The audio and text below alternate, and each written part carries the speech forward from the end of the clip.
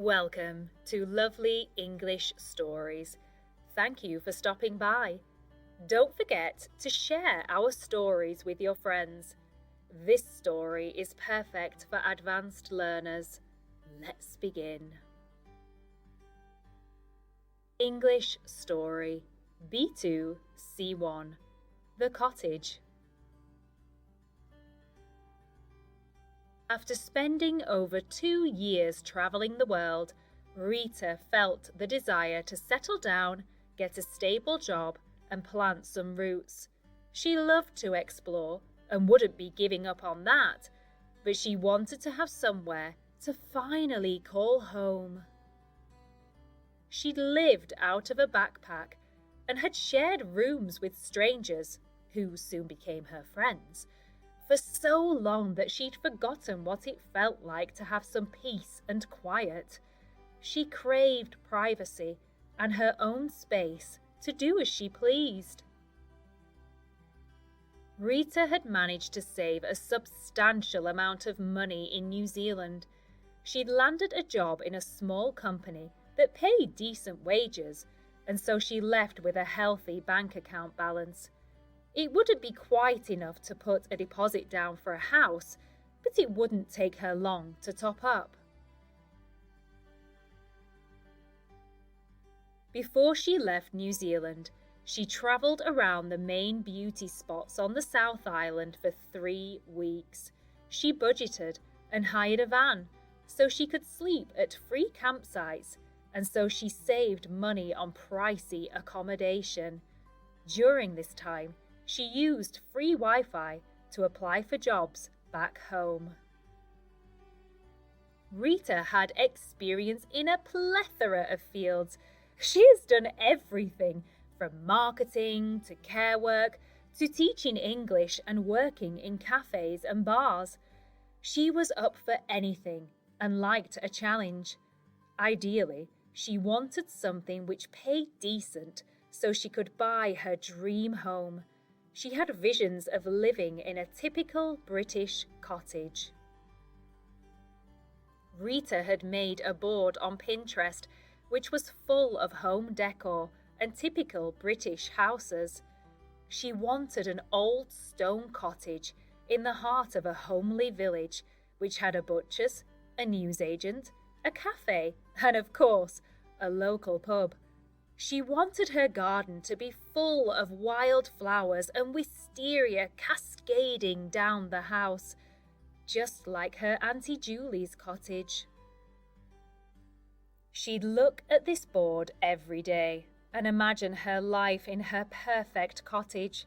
She knew these sort of houses were incredibly popular, but she was in the best possible position.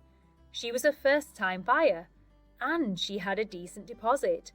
The only thing she didn't have was a job, but hopefully that wouldn't be the case for too much longer.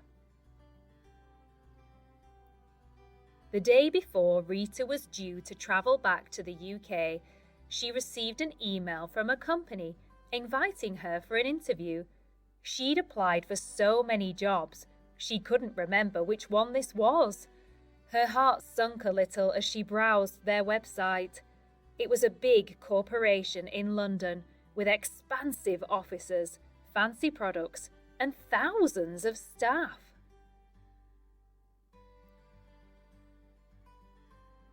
She knew some people would jump at the chance to be selected for an interview with this company.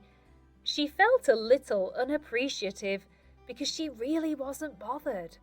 With a shrug, she accepted the interview.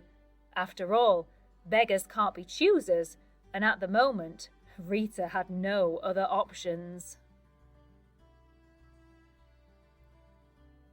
Rita had always been at her happiest when she worked for smaller companies. Her dream was to work for a charity, or perhaps a small school.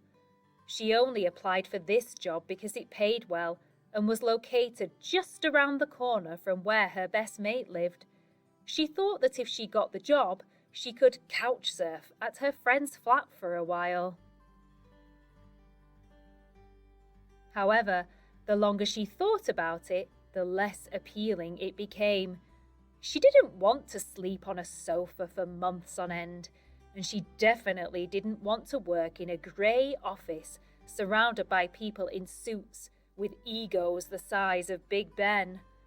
As Rita boarded her flight home, she set her phone to airplane mode. She had 24 hours before she turned it on again. Rita spent the majority of her first flight snoozing and the second eating and watching old films. Luckily, her flights were pretty quiet. No screaming babies or snoring men. She kept thinking about the jobs she'd applied for, but her thoughts were mainly occupied by her dream cottage. She just had to make it a reality. As the plane touched down at Manchester Airport, Rita breathed a sigh of relief. She wasn't a fan of flying and was glad to be back on home soil. The first thing that hit her was the cold. The second thing was how friendly everyone was. And the third was how utterly delighted she was to see her parents when she came out of baggage control. She had planned to stay at her parents' for a few months while she worked out her next steps. It was so good to see them, almost overwhelming. They didn't stop talking on the journey back to their house. On their return, Rita's parents told her some sad news. Her Auntie Julie had passed away. They wanted her to enjoy her last few days of travelling, and so had decided to wait until she was back to tell her. Rita was devastated. She had spent many long summer days in her Auntie Julie's garden. She lived in a beautiful old cottage at the edge of her parents' village. She had lived there with her husband until he passed away 5 years ago. She was an inspirational woman. Before Rita could let the news sink in, her parents had more to tell her. They told Rita how Julie had kept all of the letters and postcards which she sent on her travels. When Julie was younger, she also loved to travel and had lived abroad for many years before settling down close to her sister. Rita's parents told her that Julie had left her house to them in her will, but they had no need for it. They already had a beautiful home. "Oh, please don't sell it yet. I'd love to go back and say goodbye to it," requested Rita. She loved Julie's home. It had such a welcoming vibe. It was a typical thatched-roofed cottage with small windows, low ceilings, and masses of character. Visitors to the village would often be seen taking their photo outside the house. It was one of a kind.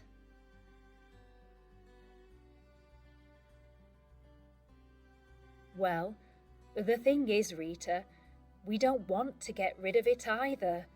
We thought, perhaps, we could turn it into a holiday let or something, or maybe you'd like to have it. It would be part of your inheritance one day anyway." Rita knew she had jet lag, but now she felt like she was completely tripping out. Her parents could sense her dismay and suggested she went to bed and caught up on her sleep. It was strange for her to be back in her childhood room. She was surrounded by her old cuddly toys and posters of boy bands. Rita fell into a dreamless sleep. She woke 8 hours later, feeling confused. She had just finished 2 amazing years of traveling, and now she was faced with the news that her special auntie had passed away. Not only that, she might end up owning her beautiful cottage. It was quite overwhelming. Rita made her way downstairs and devoured a full English breakfast with her parents. Afterwards, her mum presented her with a letter which her Auntie Julie had written for her. It detailed how she thought of Rita as her adoptive daughter and how she wanted her to one day inherit the cottage to which she had such a strong connection. Rita felt unworthy. Surely this is what happens to spoilt rich kids, not a normal lass from a small northern village. She had tried to manifest her dream home, and all this time it was right in front of her. Rita decided to go for a run to shake off her concerns. She ran past her Auntie Julie's cottage. The lawn was a little overgrown, but it looked much the same.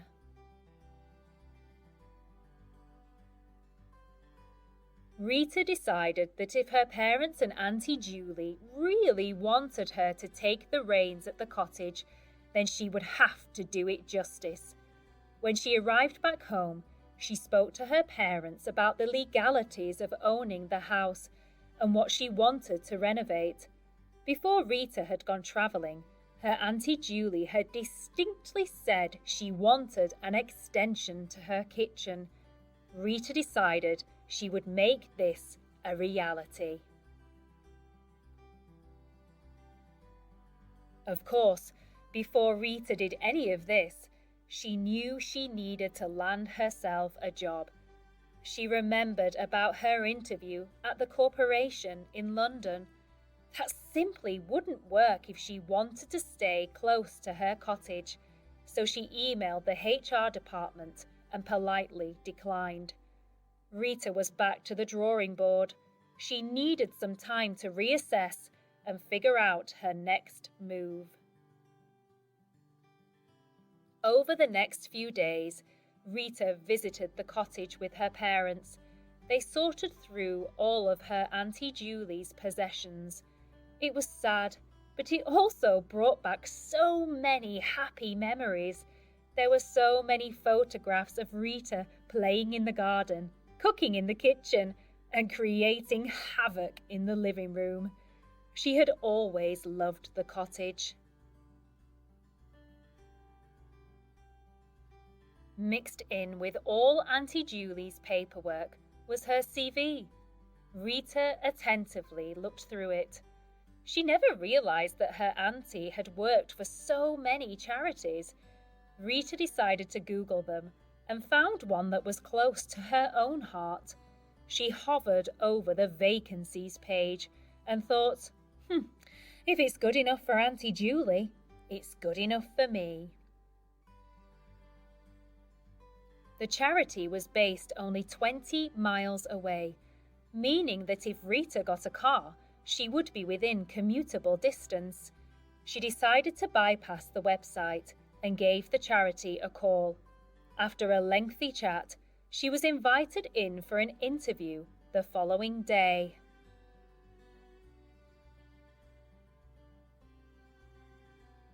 Everything was happening so fast. Rita could hardly keep up. In just a few days, she had found out her auntie had died. She had inherited her dream home, and now she had a potential job on the cards. She hadn't even fully recovered from her jet lag yet.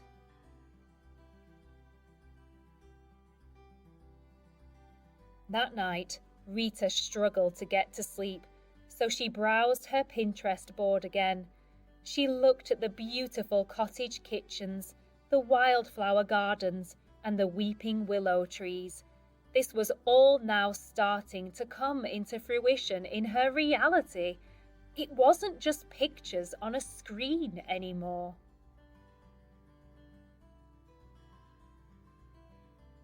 Everything felt like it was slotting into place. As she slowly drifted off to sleep, she thought of her Auntie Julie.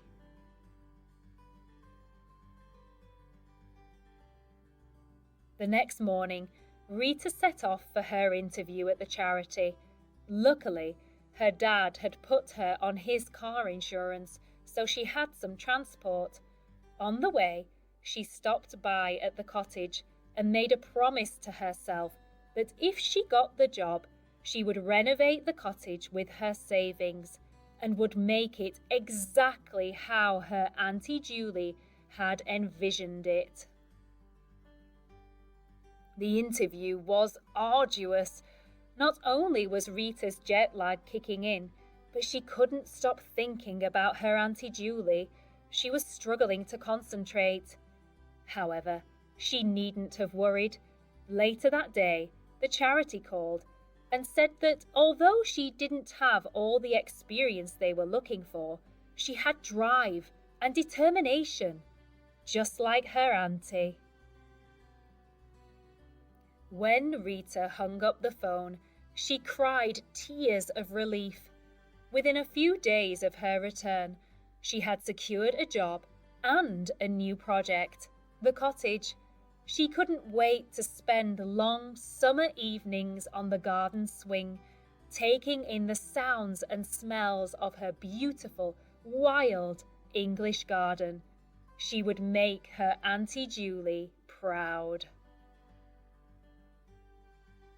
We hope you enjoyed this lovely English story. Thank you for stopping by. Don't forget to like and subscribe.